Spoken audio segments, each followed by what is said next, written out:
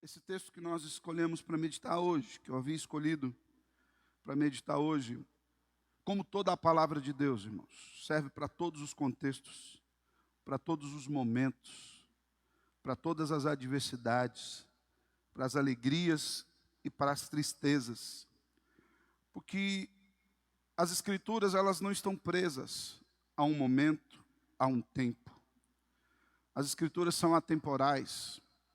A sua verdade é vívida e aplicável em todos os momentos da vida. A mensagem pode ser pregada hoje, como foi pregada no primeiro século, como foi pregada pelos nossos pais reformadores, como foi pregada pelos puritanos ingleses, como foi pregada por toda a igreja, por toda a face da terra.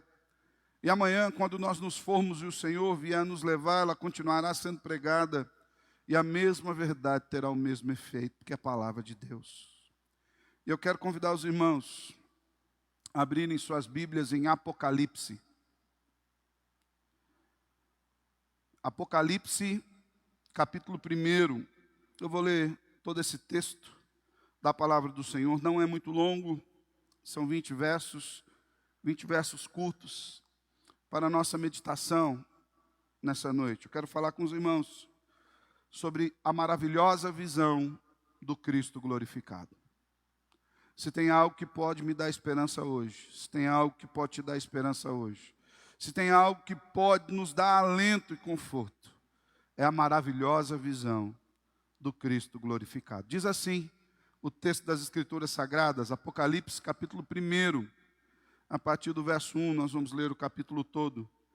Assim nos diz as Escrituras: revelação de Jesus Cristo que Deus lhe deu para mostrar aos seus servos as coisas que em breve devem acontecer e que ele, enviado por intermédio do seu anjo, notificou ao seu servo João, o qual atestou a palavra de Deus e o testemunho de Jesus Cristo quanto a tudo o que viu. Bem-aventurado aqueles que leem e aqueles que ouvem as palavras da profecia e guardam as coisas nelas escritas, pois o tempo está próximo. João, às 7 igrejas que se encontram na Ásia, graça e paz a vós outros, da parte daquele que é, que era e que há de vir, da parte dos 7 Espíritos que se acham diante do trono e da parte de Jesus Cristo, a fiel testemunha, o primogênito dos mortos e o soberano dos reis da terra, àquele que nos ama e pelo seu sangue nos libertou dos nossos pecados e nos constituiu reino, sacerdotes para o seu Deus e Pai. A Ele a glória e o domínio pelos séculos dos séculos. Amém. Eis que vem com as nuvens, e todo olho verá, até quantos o traspassaram, e todas as tribos da terra se lamentarão sobre ele. Certamente. Amém. Eu sou o Alfa e o Ômega, diz o Senhor Deus, aquele que é, que era e que há de vir, o Todo-Poderoso. Eu, João, irmão vosso e companheiro na tribulação, no reino e na perseverança em Jesus, achei-me na ilha chamada Patmos, por causa da palavra de Deus e do testemunho de Jesus. Achei-me em espírito no dia do Senhor, e ouvi por detrás de mim grande voz, como de trombeta, dizendo: o que vês, escreve em livro e manda às 7 igrejas, Éfeso, Esmirna, Pérgamo, Tiatira, Sardes, Filadélfia e Laodiceia. Voltei-me para ver quem falava comigo, e voltando vi 7 candeeiros de ouro, e no meio dos candeeiros um semelhante a filho de homem, com vestes talares e cingido à altura do peito com uma cinta de ouro. A sua cabeça e cabelos eram brancos como a alva lã, como neve, os olhos como chamas de fogo, os pés semelhantes ao bronze polido, como que refinado numa fornalha, a voz, como voz de muitas águas. Tinha na mão direita 7 estrelas, e da boca saía-lhe uma afiada espada de 2 gumes. O seu rosto brilhava como o sol na sua força. quando o vi, caí aos seus pés como morto. Porém, ele pôs sobre mim a mão direita, dizendo: não temas, eu sou o primeiro e último, e aquele que vive. Estive morto, mas eis que estou vivo pelos séculos dos séculos, e tenho as chaves da morte e do inferno. Escreve, pois, as coisas que viste, e as coisas que são, e as que hão de acontecer depois destas. Quanto ao mistério das 7 estrelas que vistes na minha mão direita, e aos 7 candeeiros de ouro, as 7 estrelas são os anjos das 7 igrejas, e os 7 candeeiros são as 7 igrejas. Até aqui. Vamos orar mais uma vez? Senhor, nós precisamos do Teu Espírito para que nós venhamos a entender a Tua palavra, Senhor. Foi o Senhor quem inspirou a Tua palavra sobre a vida de homens santos. Foi o Senhor quem enviou a revelação ao Teu servo, o apóstolo João, enquanto ele estava naquela ilha de Patmos, Senhor. Por isso nós lhe pedimos que o Senhor mesmo, o dono da palavra, o inspirador da palavra, o aplicador da palavra, seja aquele que de fato faça com que nós entendamos e apliquemos essa palavra às nossas vidas no dia de hoje. Ajuda-nos, Deus, pela Tua graça, em Cristo Jesus. Amém e amém. Irmãos, na Páscoa, nós sempre nos lembramos dos eventos que envolvem a vida de Jesus, principalmente nos seus momentos finais aqui da vida terrena.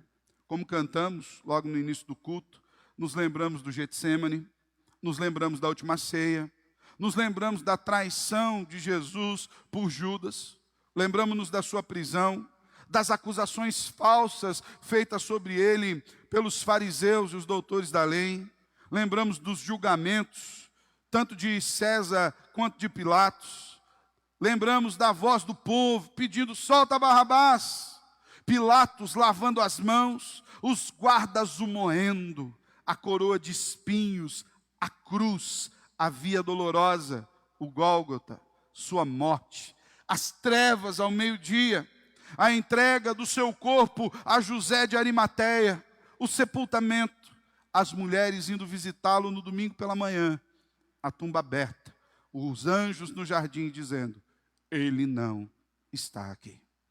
Tudo isso, irmãos, é maravilhoso demais. Desde o momento do nascimento do Salvador Jesus, seus 33 anos de vida, 3 anos dos quais vivendo ministerialmente, pregando o evangelho da salvação. Os últimos dias, quando ele, reunindo seus discípulos em Jerusalém, celebrou a Páscoa, lavou o pé dos seus, demonstrou amor, instituiu a ceia, entregou-se por mim e por você. Tudo isso é por demais maravilhoso, pois nos faz lembrar das ricas promessas das Escrituras sobre a morte e a ressurreição do Salvador Jesus Cristo. Tudo isso foi para cumprir um plano eterno do Pai, em trazer salvação para todos os seus eleitos. Essa é uma época que eu considero a mais importante de toda a fé cristã. Mas a Páscoa em si, que nós celebramos, a Páscoa cristã, não se resume à data em si. Não se resume ao evento em si, enquanto conteúdo histórico. A ressurreição, na verdade, ela inaugura uma nova era na vida da igreja. A ressurreição vai para além do evento físico. Ela é o cumprimento de toda a esperança de redenção do Israel de Deus. E o seu valor aplica e extrapola ao evento em si. Para que você tenha uma ideia da importância dessa ressurreição e dos efeitos que elas trazem no decurso da história, o livro de Apocalipse foi escrito por conta da ressurreição de Jesus. Havia uma grande perseguição sobre a vida da igreja. Muitos irmãos estavam perdendo a sua esperança. Os soldados romanos entravam nas suas casas, tiravam-lhes tudo.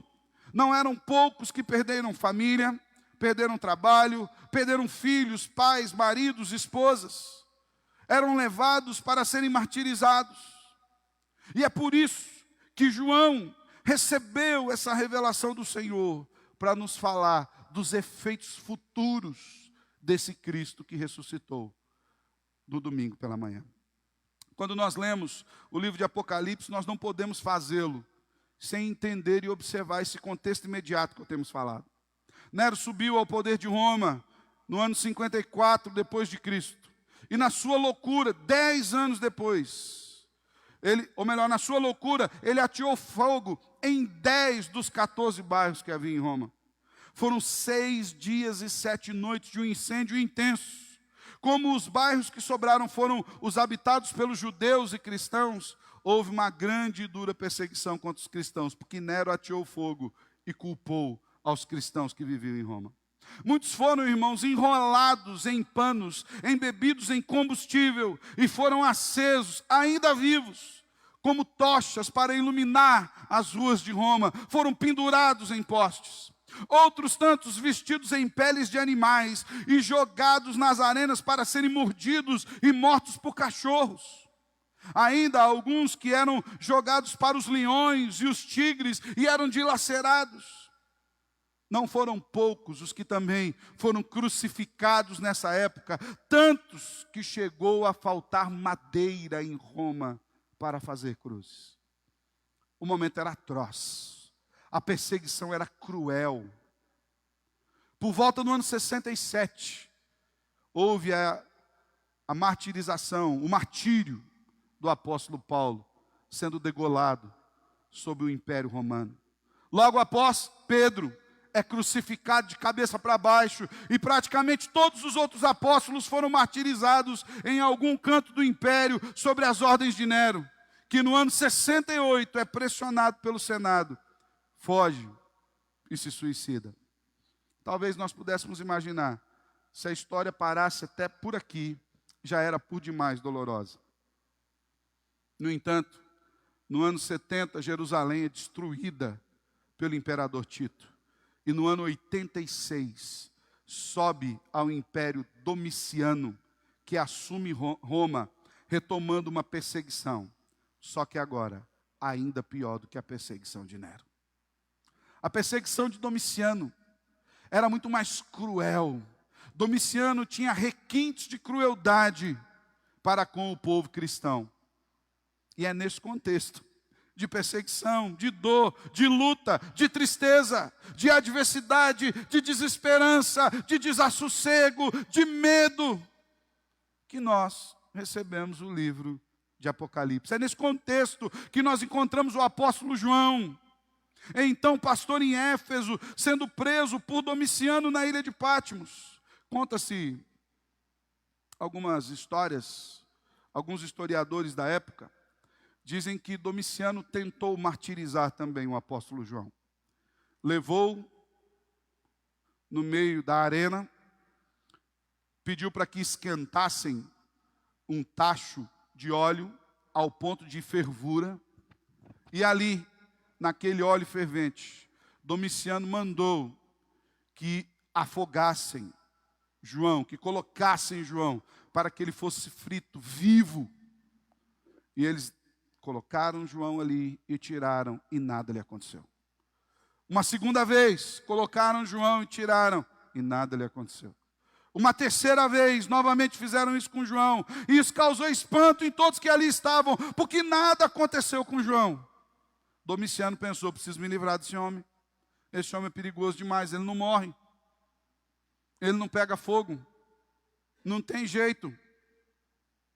Então ele resolveu exilá-lo na ilha de Patmos. Enquanto Domiciano buscava calar a voz do último apóstolo vivo, fechando-lhe as portas do mundo, imaginando que, aprisionando numa inóspita ilha, onde só tinha pedra e ladrões, enquanto Domiciano imaginava que podia calar o evangelho, o próprio Deus abriu as portas do mundo ao seu servo João, revelando-lhe o livro do Apocalipse, exatamente enquanto ele estava aprisionado da ilha de Patmos.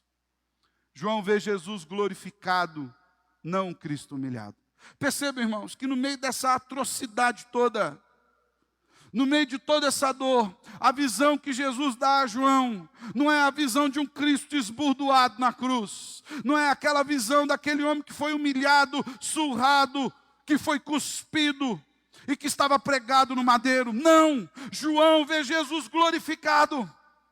João vê Jesus assentado no trono e diz o texto das Escrituras: os seus cabelos, antes encharcados pelo sangue da coroa de espinhos, agora são brancos como a neve. Os seus olhos como chamas de fogo, sua voz ressoa como o som de muitas águas. Aquele que foi mudo ao Calvário, aquele que como ovelha muda se entregou, agora tem a voz como o som de muitas águas. Seus pés eram como de bronze polido, e o seu rosto brilhava como o sol em seu fulgor.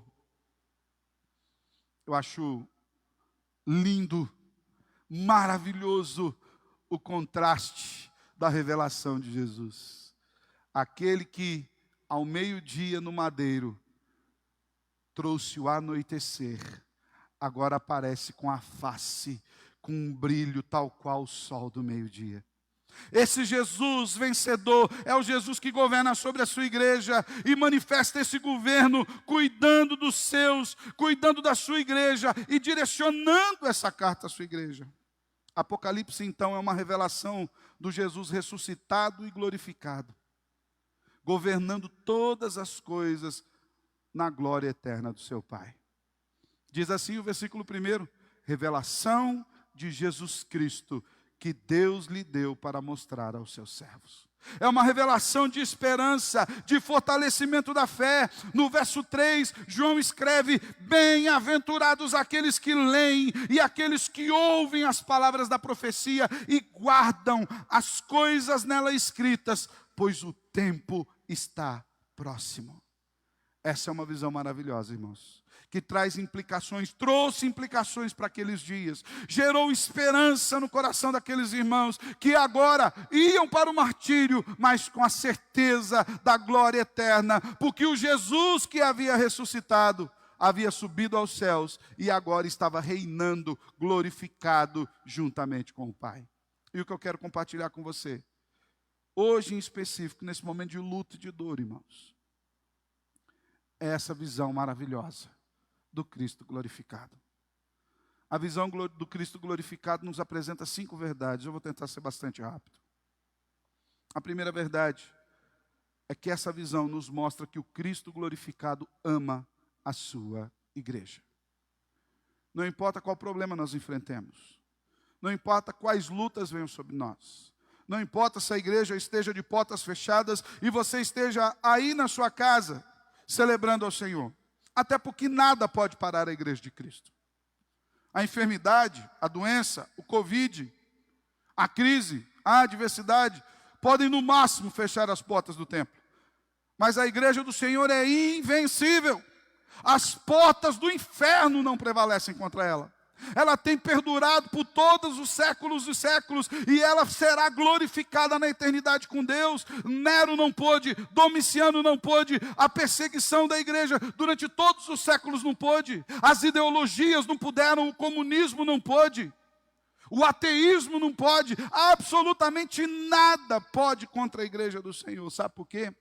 Porque a visão do Cristo glorificado nos mostra que o Senhor ama a sua igreja. Versículo 4, o início do versículo, João mostra a quem é endereçada a carta.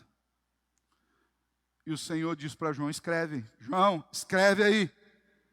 E João diz: há 7 igrejas que se encontram na Ásia, graça e paz a vós outros. Jesus manda que João escreva a sua igreja, irmãos, ao seu povo, aos seus eleitos, aos escolhidos, no meio das adversidades da vida. O Senhor não nos abandona. O Senhor diz: escreve para o meu povo. E olha o que João diz, versículo 10: achei-me em espírito no dia do Senhor, e ouvi por detrás de mim grande voz, como de trombetas, dizendo: o que vês escreve em livro, e manda às 7 igrejas: Éfeso, Esmina, Pérgamo, Tiatira, Sardes, Filadélfia e Laodiceia. E quando nós falamos do número 7, o livro todo de Apocalipse é carregado de simbologias. E o número 7 é um número simbólico da completude, da perfeição. Ou seja, a carta é endereçada a todas as igrejas de Cristo.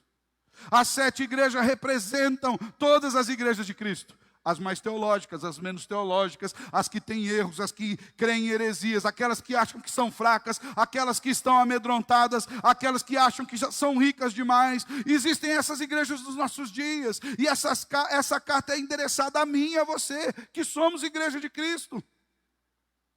7 igrejas significa o envio a todas as igrejas, na completude do povo de Deus, espalhado por toda a face da terra. Então Jesus tinha um recado a dar à igreja. A preocupação de Jesus era com a vida da igreja. A preocupação de Jesus era em edificar a sua igreja. A preocupação de Jesus é que no meio das adversidades, a sua igreja não viesse a se perder. Sabe por quê? Porque Ele ama a igreja, irmãos. Ele ama a mim, Ele ama você. E diz mais o texto, Jesus não apenas fala às igrejas, mas Jesus está no meio delas. Não é um amor distante. É um amor próximo. É um amor presente. É o bom pastor que anda conosco no meio do vale da sombra e da morte. Olha o que nos diz os versos 12 a 15. João ouviu a voz. Escreve, João. Quando voltei-me para ver quem falava comigo, e voltando vi 7 candeeiros de ouro, e no meio dos candeeiros um semelhante ao filho do homem, com a vestes talares e cingido à altura do peito com a cinta de ouro, a sua cabeça, cabelos brancos, alvos como a lã, como a neve, os olhos como chamas de fogo, os pés semelhante ao bronze polido, que refinado numa fornalha, e a voz como o som de muitas águas. Percebe, irmãos? Jesus é o cabeça da igreja. Jesus é aquele que cuida da igreja. E na visão de João, quando ele viu os 7 candeeiros, e o próprio texto nos diz que os candeeiros são a igreja, quem ele vê no meio dela, irmãos?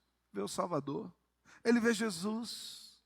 Ele vê a imagem de Cristo glorificado aonde? No meio da sua igreja. Enquanto as igrejas são apresentadas com falhas, pecados, limitações, fraquezas, Jesus aparece no meio delas perfeito, puro, santo, poderoso, vencedor. Ele ama a sua igreja, Ele não nos abandona. Jesus ressuscitou para que nós tivéssemos vida abundante nele. E isso não ficou preso no tempo e no espaço. Isso não é apenas uma mera história contada da Palestina antiga. Isso não ficou preso ao tempo da igreja nascente, mas isso transformou e tem transformado a realidade da igreja até os nossos dias, e continuará tendo efeito até o dia que Ele venha nos buscar. A imagem do Cristo glorificado nos mostra que Jesus ama a sua igreja. Não importa qual o problema, irmãos, somos amados de Deus. Jesus morreu pela sua igreja, e por amor, Ele entregou a sua vida, para que seu povo fosse atraído nele para toda a eternidade. Então, quando João tem essa visão, João escreve, e ele endereça a quem? As igrejas. Segunda lição que nós aprendemos sobre a maravilhosa visão do Cristo glorificado, é que o Cristo glorificado aparece a João como sendo o Deus eterno. Perceba, a morte foi temporal. A cruz foi temporal, o nascimento foi temporal, o tempo de vida, por aí já diz, é temporal. Mas a ressurreição, irmãos, retorna o Cristo ao seu lugar de sempre, a eternidade. Jesus apresenta-se como sendo o eterno. João fala, eu estou escrevendo sobre aquele que é, que era e que há de vir. Versículo 4, o início e o fim de todas as coisas, aquele em quem todas as coisas foram criadas e para quem todas as coisas convergem. Versículo 8, o próprio Cristo diz, eu sou o alfa e o ômega, o início e o fim, diz o Senhor Deus, aquele que é, que era, que há de vir, o Todo-Poderoso. Ele venceu. A obra foi consumada por completo. Ele de fato agora vive e governa todas as coisas. A morte não só não o deteve naquele lugar, mas como ela foi tragada, ela foi vencida por ele. 1 Coríntios capítulo 15, onde está a morte, a sua vitória, onde está o seu aguilhão, tragada foi a morte. Jesus a venceu, Jesus a subjugou, Jesus triunfou sobre ela. Colossenses capítulo 2. Jesus limitou a morte ao tempo e ao espaço. Jesus acabou com o seu domínio.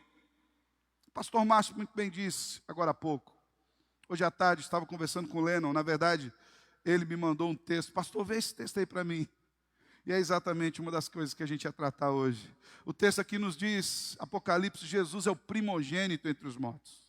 Isso significa que a ressurreição de Jesus tem um caráter especial, diferente das outras pessoas que ressuscitaram anteriormente a ele. Pessoas que foram ressuscitadas pelos profetas e pessoas ressuscitadas pelo próprio Cristo. Todas essas pessoas que foram ressuscitadas anteriores a Jesus, receberam de volta o seu corpo mortal. Elas voltaram para o seu corpo mortal e com o tempo tornaram a morrer. Mas a ressurreição de Jesus tem um caráter especial. Porque ele não ressuscitou para o seu corpo mortal. Ele foi ressuscitado para um corpo glorificado. E ele é o único ressuscitado em carne, mas num corpo glorificado. Ele recebeu um corpo que é eterno, que é incorruptível, que é imortal, que é perfeito. Ele recebeu um corpo que eu e você também receberemos. Ele é a primícia, ele é o primeiro com essa característica. Sabe por quê? Porque ele se apresenta diante de João como eterno. Isso significa que os sofrimentos são passageiros, irmãos. Eu e você somos passageiros. Houve um dia determinado para que eu e você nascêssemos. E há um dia determinado para que eu e você venhamos a morrer.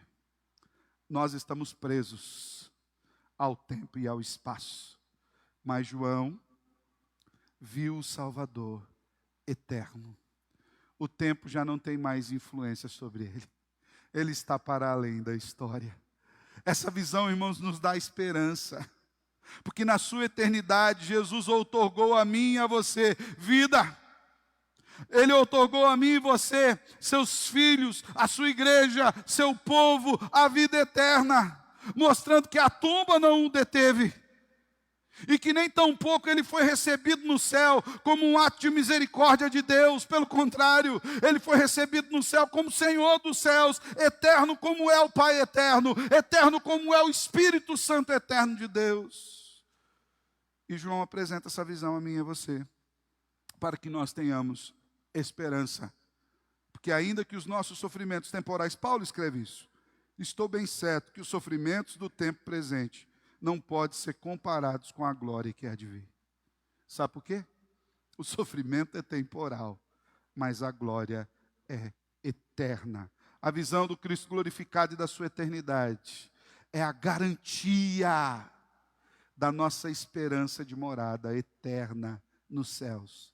Vai ser para sempre. Ninguém nos tirará de lá. Absolutamente ninguém. Terceira lição da maravilhosa visão do Cristo glorificado que João teve em Apocalipse, é que o Cristo glorificado apresenta-se, revela-se como sendo o Redentor do seu povo. Perceba os versos 5 e 6. Parte final do verso 5.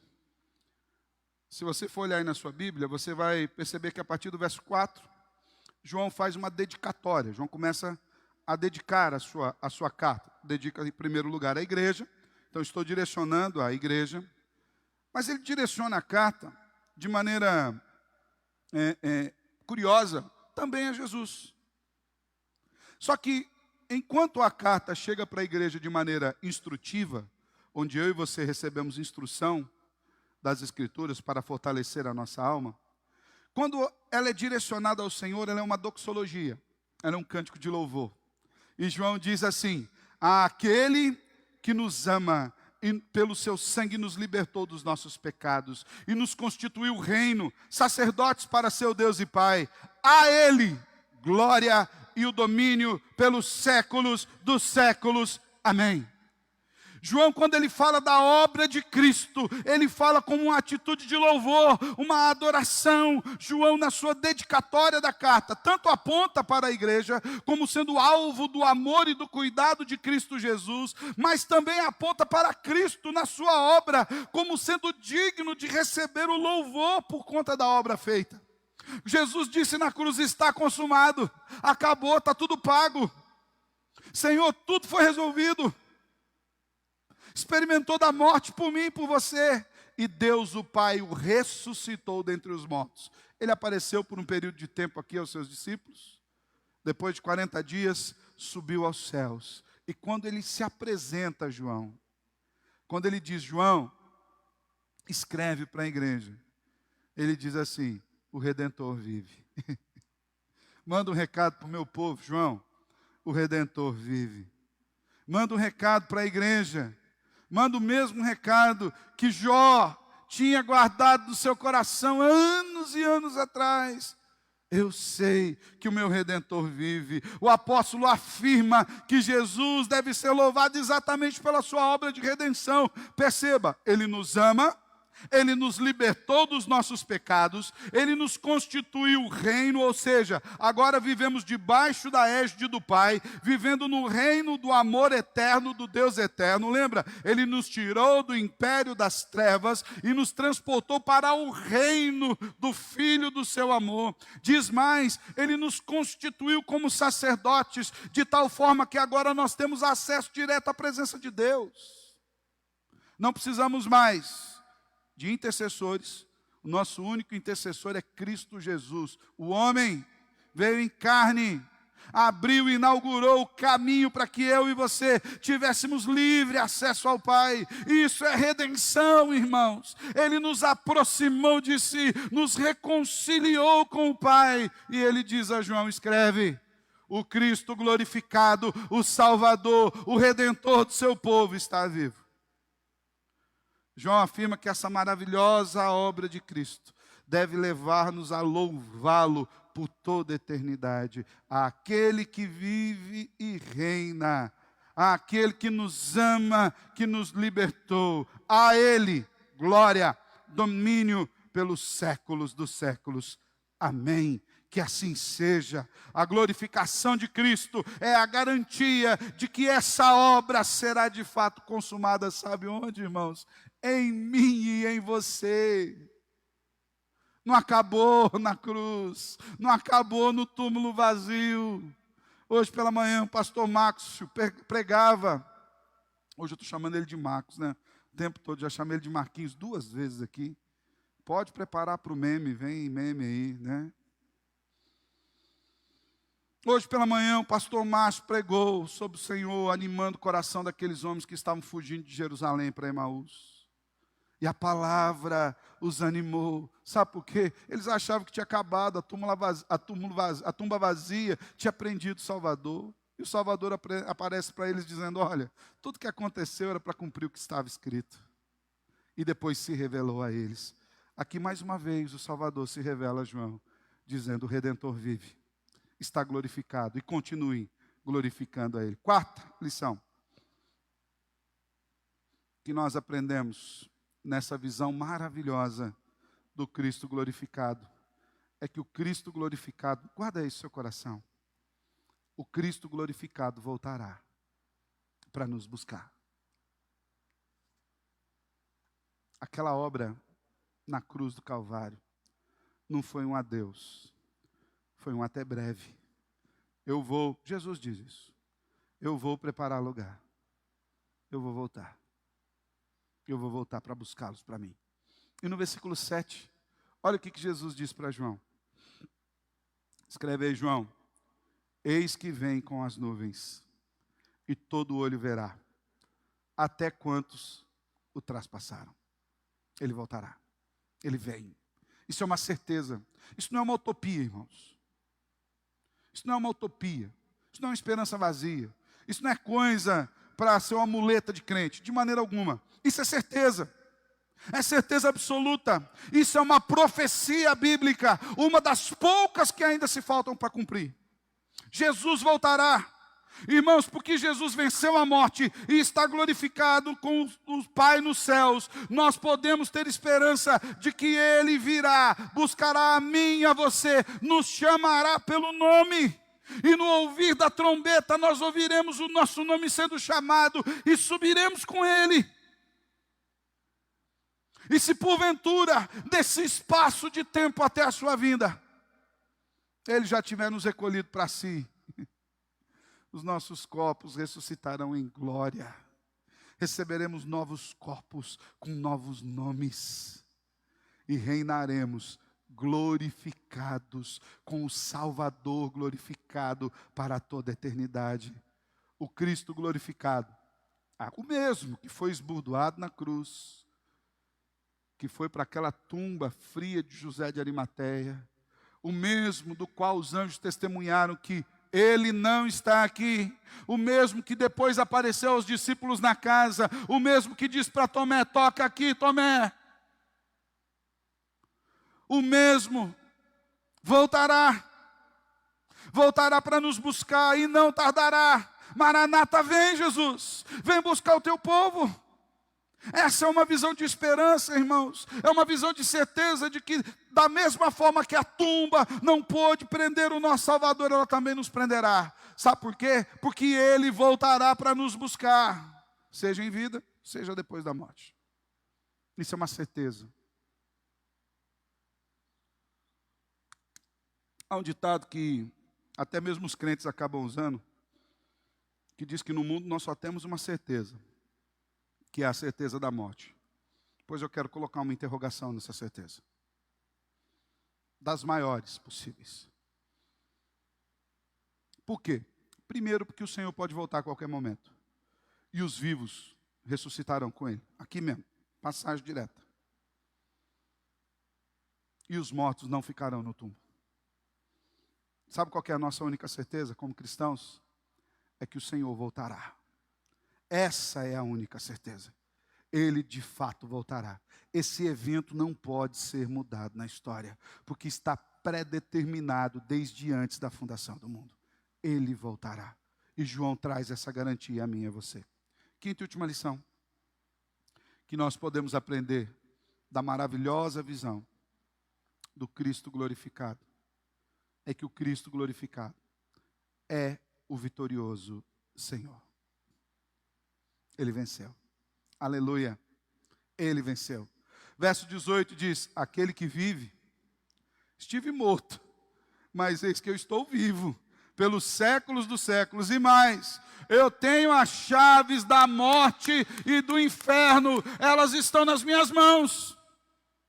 Perceba, irmãos, que o Jesus que está reinando nos céus não é um coitado, como já dissemos aqui, que foi recebido por Deus num ato de misericórdia para livrá-lo das mãos dos seus algozes. O Jesus que foi recebido nos céus é o Deus eterno, Filho eterno do Pai eterno, que governa todas as coisas pela palma das suas mãos. É aquele de quem o autor de Hebreus diz que sustenta o universo, expressão exata do ser de Deus. É aquele cujos anjos se dobram na sua presença e dizem: Santo, Santo, Santo é o Senhor dos exércitos, toda a terra está cheia da sua glória. É aquele diante de quem os 24 anciãos, os seres viventes se dobram. É aquele cuja glória enche todos os céus. Ele venceu, Ele é o vitorioso, Ele venceu a morte. Jesus apresenta-se para João como aquele que morreu sim. Perceba como João diz, como Jesus diz: olha, eu sou aquele que vive. Eu estive morto de fato. Eu experimentei a morte. Eu experimentei em mim mesmo o castigo que era de vocês. Eu levei sobre mim o salário do pecado de vocês. Mas eu estou vivo. O Pai me ressuscitou. Eu venci a morte. E digo mais, não apenas a venci, eu tenho o controle da morte nas minhas mãos. Tenho as chaves da morte. Sou eu quem determina quem vive e quem deixa de viver. Sou eu quem determina o tempo. É sobre mim que o Salmo 139 fala: que vi a substância ainda informe, e escrevi todos os dias da vida, quando nenhum deles havia. Ele é o vencedor. Eu estive morto, sim, mas hoje eu tenho as chaves da morte. E mais, irmãos, não para por aí não. Jesus tomou para si não apenas o controle da morte, mas tomou para si o controle do próprio inferno. É um ledo engano imaginar que é o diabo que governa o inferno. Quem governa o inferno é o Salvador Jesus. O inferno é lugar de condenação do diabo.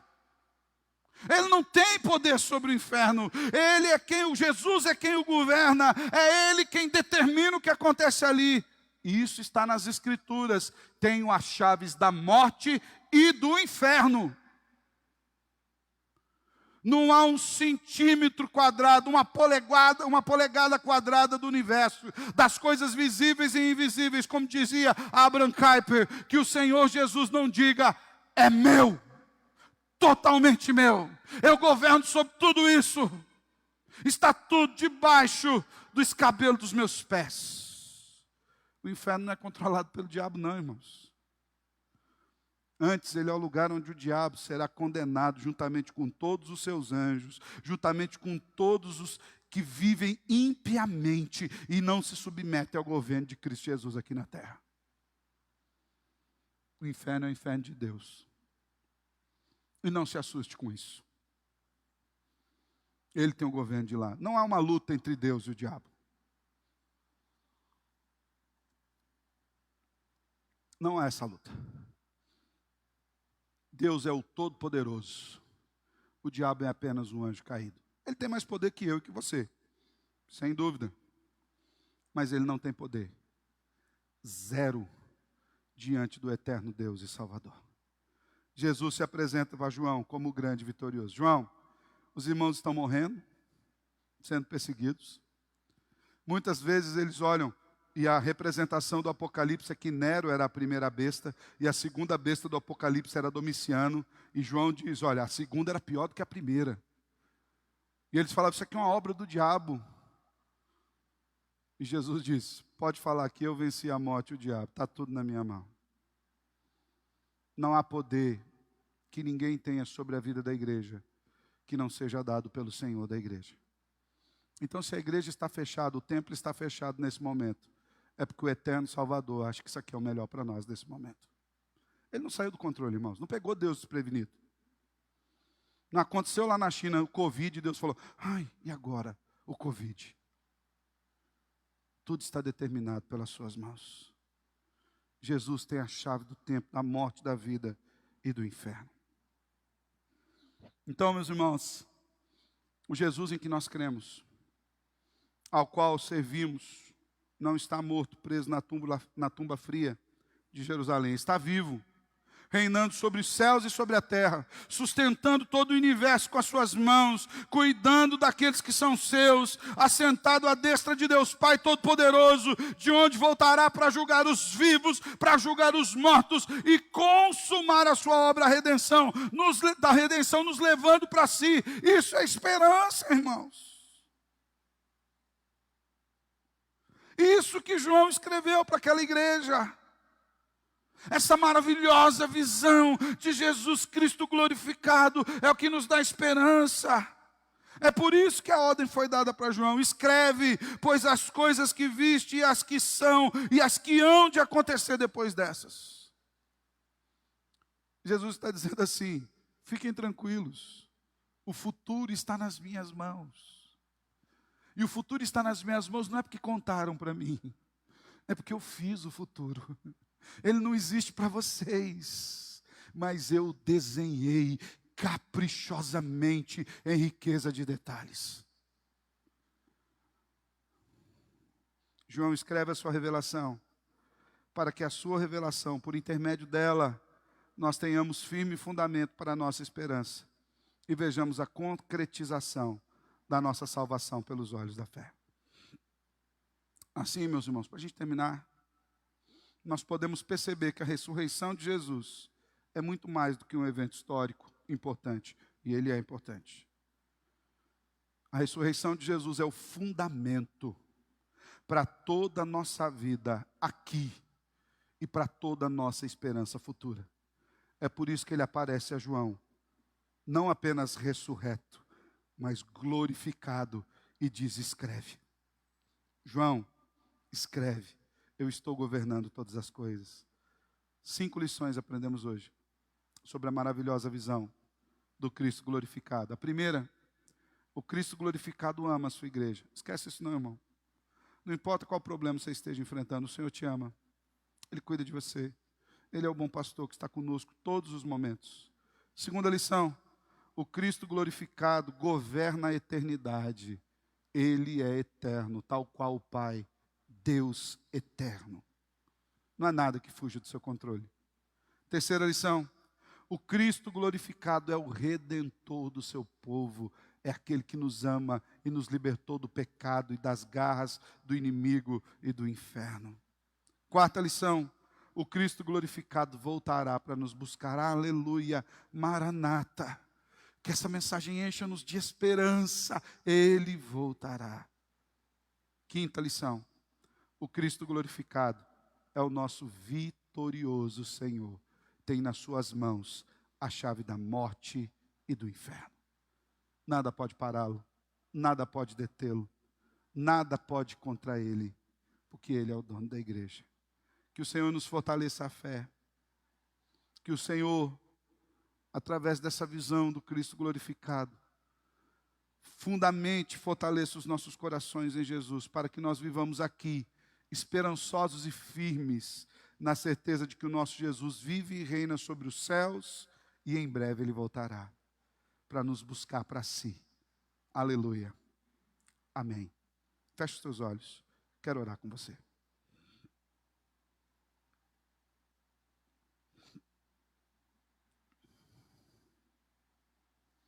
Senhor, como é bom termos a Tua palavra. Como é bom, Senhor, termos esperança em Ti. Como é bom. Como é bom. Como é bom saber que o Senhor tem o domínio sobre a morte. Para nós, ela se apresenta como um infortúnio, mas a Ti, ela simplesmente obedece à voz do comandante. Como é bom, Senhor, saber que o Senhor venceu a morte e o inferno. Como é bom saber que o Senhor vai voltar para nos buscar. Como é bom saber que estamos firmes no Senhor. Aleluia. Àquele que vive e reina, nós exaltamos glória, honra, força, domínio, poder pelos séculos dos séculos, Senhor. Obrigado pela Tua palavra, Senhor. Tu és digno de receber o nosso louvor. Que a Tua palavra nos console e nos fortaleça, Senhor. É assim que nós oramos, Senhor, em nome de Jesus.